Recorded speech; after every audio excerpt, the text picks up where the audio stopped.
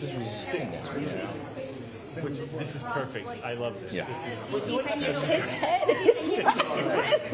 snap the picture. What are you doing? Oh, this is a Bronx picture? Yes. But you're She's there. He's from Brooklyn. Okay. Sorry. I'm saying how to What up, what up? What's happening? How are you? You? Oh, nice stuff. Yeah. You're here tomorrow, right? Yeah, dude. Not right. congratulations on your proclamation from Bronxboro. Yeah. I think we come down. I mean, what's tomorrow going to look like? I think so, yeah. Yeah, I will.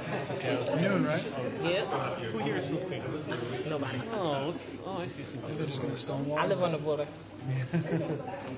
So, who's here from You don't. You like sit. I'm just supporting you. She's deep Oh, central. thank you. That's nice, sweet. That's a hater. I would. I used to work in Brooklyn. I do.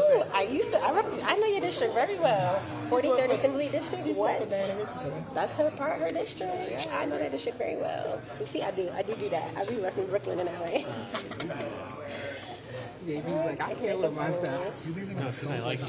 Trust me for that. I can't.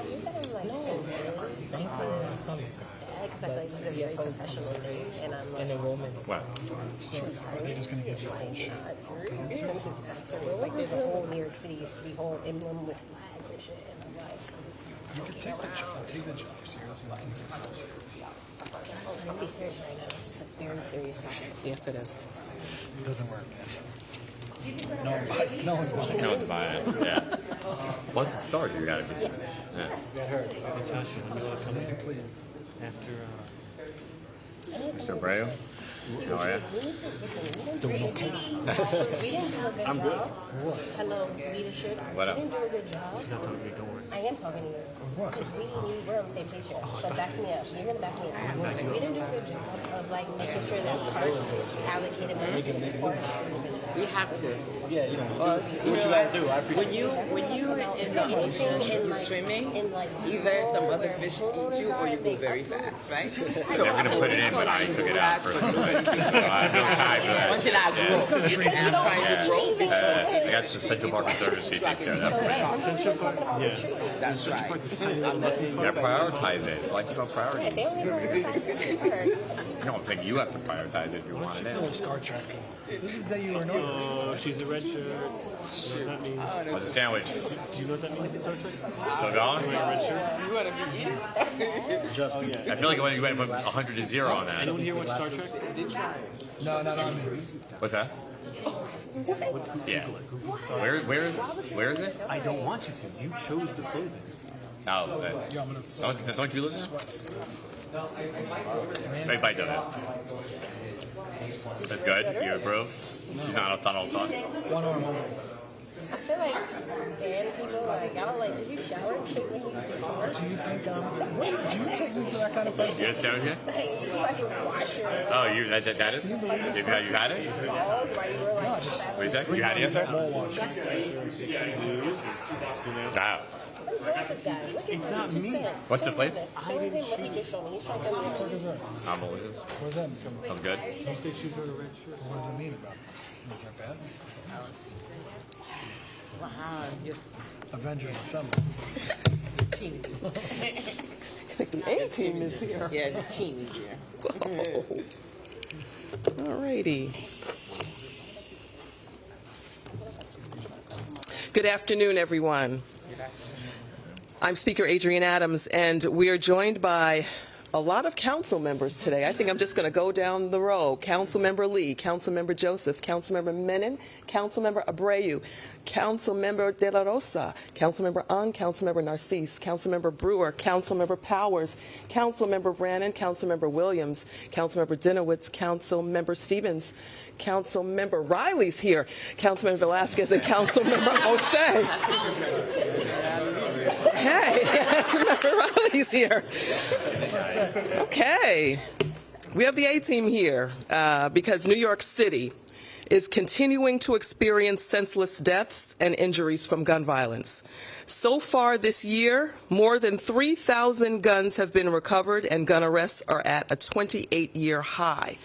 From 2019 to 2021, shooting incidents doubled in New York City. We are experiencing a crisis of gun violence where access to guns and their proliferation is undermining public safety. Similar to our partners across New York government, we have been closely following the United States Supreme Court case of the New York State Rifle and Pistol Association versus Bruin with deep concern for the impact its decision could have on public safety. In light of today's ruling by the United States Supreme Court in this case, we cannot idly stand by and just watch our streets be flooded with guns due to more people being permitted to legally carry firearms in public. We must take significant action to protect our city's residents. When New Yorkers are being victimized by gun violence due to the soaring influx of legal and illegal guns, putting them even more firearms into the hands of people in public spaces, that will have dangerous consequences. This is why today the City Council is calling on the state to consider innovative solutions that can protect New Yorkers from the impact of this decision and is seeking to contribute ideas for our legislative partners in Albany. Our proposed solution encourages the state to tailor a law that accounts for New York City's high population density as a factor in establishing specific parameters for the designation of sensitive areas where legal firearms are prohibited from being carried by members of the public. The ability to designate sensitive areas where citizens are prohibited from carrying concealed firearms is a framework that is still respected by the highest court and one to be utilized to prioritize public safety. Prohibiting the possession of legal firearms in sensitive facilities such as hospitals and poll sites is not only good for public safety, it's just plain common sense. We intend to put forward legislative ideas for the state in the form of a resolution.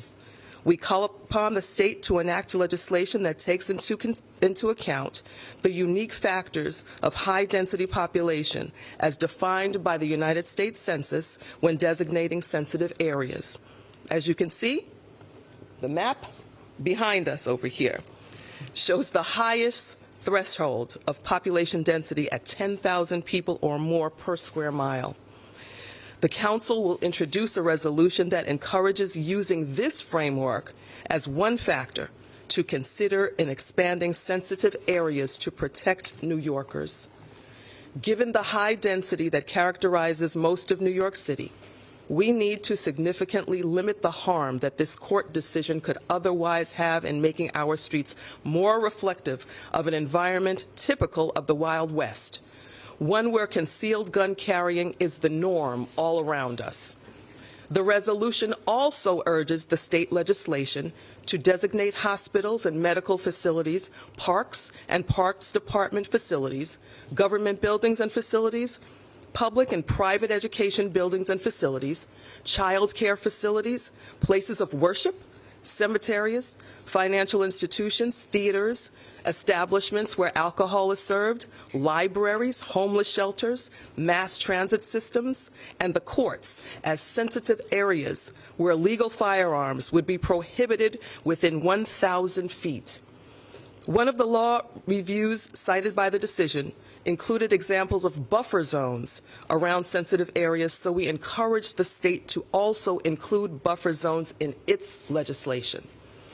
I want to be clear that this will not completely solve the problems created by the recent Supreme Court decision, and we're still reviewing that decision.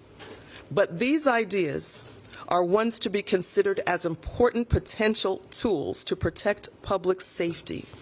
This council is committed to working closely with our communities, state legislators, the governor, and the mayor to find additional ways to ensure that the recent Supreme Court ruling does not cause additional harm and violence in our communities and our city. As a city, We are pursuing many solutions to address all forms of violence, including gun violence and its devastating impact on New Yorkers. Yet, we cannot afford to have weapons of violence proliferate in an unabated way.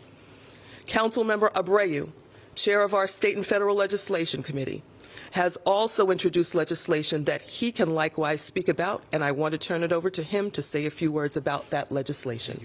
Councilmember. Thank you, Madam Speaker.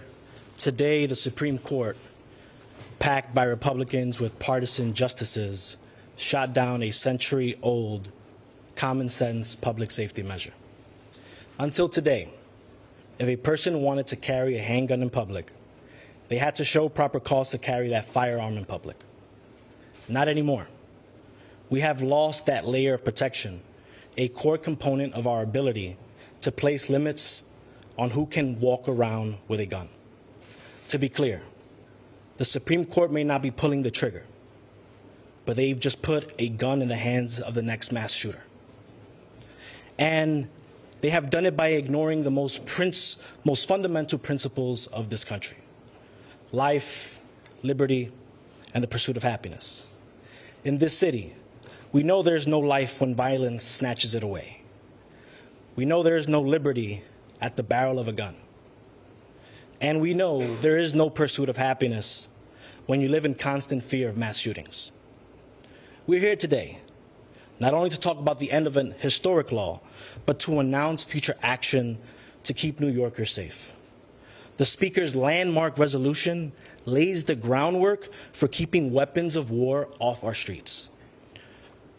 We've always had protections for our most sensitive areas. No guns at the polls, in federal buildings, or at schools. But we've left out our churches, our stadiums, public transit, and more.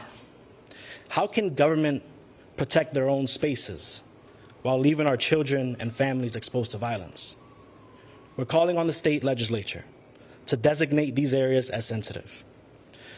So, in this city, we're not going to rest while conservative justices tear away our protections.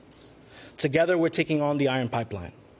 Tomorrow, the Council's Committee on State and Federal Legislation, which I chair, and the Committee on Public Safety, chaired by Councilmember Hanks, will hear our bill responding to the flow of guns coming into our city. I am grateful to my colleagues who have committed their support to this bill to tackle the foundations of gun violence. Thank you, Madam Speaker, for your consummate leadership on this issue and commitment to keeping our city safe. Thank you very much, Councilmember. And now we'll take, we know it's a little warm in here, so we'll take a couple of on-topic questions. Speaker Adams, given that this is just a resolution and calling on the state to establish this, have you had your legal team kind of review the possibility of this actually happening and other kind of legal ramifications that the city council can do when it actually goes to the local court?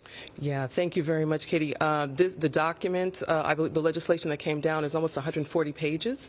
So our legal counsel obviously still reviewing this decision very carefully, and we are formally and proactively presenting the idea for state legislation because the threat of this decision to New York City is so very serious.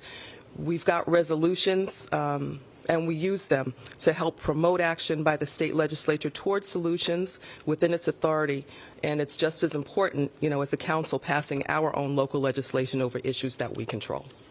Thank you. So I haven't seen the reso, but I saw some reports on today that said any areas with 10,000 or more people on a square mile would be considered a sensitive area. The ruling from the Supreme Court specifically says you can't make an overly broad sensitive area. For example, designating the island of Manhattan as a sensitive zone. It seems like what you're proposing would do what the Supreme Court is saying you can't do. So could you explain a little bit more how those two things fit together? Yeah, thank you, Joe. We're actually still digesting the court decision. It gave us some examples of sensitive areas, but it really wasn't exhaustive. We're urging the state to ensure that as many places where children and vulnerable populations are present, including the subway, be designated as sensitive areas. Existing state laws already prohibit legal firearms on certain premises. We know, like schools and child care centers, healthcare facilities, and our legislative resolution is calling on the state to expand the list to parks and parks department facilities, government buildings, as my colleague said, public and private education buildings, facilities, child care facilities, places of worship, cemeteries, libraries, homeless shelters, and other places. So we want that expansion. We realize the parameters of the decision for as much as we have understood the decision, but we're really, really looking towards the state to expand. Thank you. To kind of piggyback on what Joan just said, so the legislation that you're calling for would not designate, an entire borough as a sensitive area. It would be targeted locations within the borough. Correct. We are looking towards buffer zones, and buffer zones have been recognized in other jurisdictions and were actually referenced in one of the law review articles that the court decision cited. So 1,000 feet is a suggestion in our resolution for the state, but we certainly welcome further conversation about what an appropriate buffer zone may be. Will the legislation ask, or in your resolution, will you ask the state lawmakers to consider density as a component of this buffer zone? Or not a buffer zone, but as a designation as a sensitive area? Will there be a population density trigger that you guys are wanting? We're still working on those details, Nolan, so we're still kind of hammering that out. Off the top of my head, I would say that density certainly would be a factor in our resolution. I asked because the Supreme Court ruling, as Joe said, specifically cited the District of Columbia's defense in the initial Heller decision, where they said DC is a densely populated place too. We need, for all the complexities that come with a dense population, we need to be able to just have a blanket ban on handguns. And the Supreme Court said the density wasn't a defense there, and it's not a defense with the current regulatory scheme. So why do you think density would survive yet another Supreme Court challenge if you were to go? Yeah, well, again, it's still something that we're hammering out right now. We've got our legal eagles taking a look at it for us. We wouldn't necessarily rule it out because we are really depending on those buffer zones to take up the capacity of our thought resolution. Is the hope that the buffer zone would effectively create sort of like a citywide blanket, gun ban blanket? Is that the hope? That's the hope. That's the thought. Sorry, one question for Alex. Okay, thank you, everybody. Thank you very much. Thank you. Thank you, colleagues. Thank you. We got resolutions and we're going to use them. I like that, Katie. Thank you. Nice job last night at the DRC. Yep. Good job.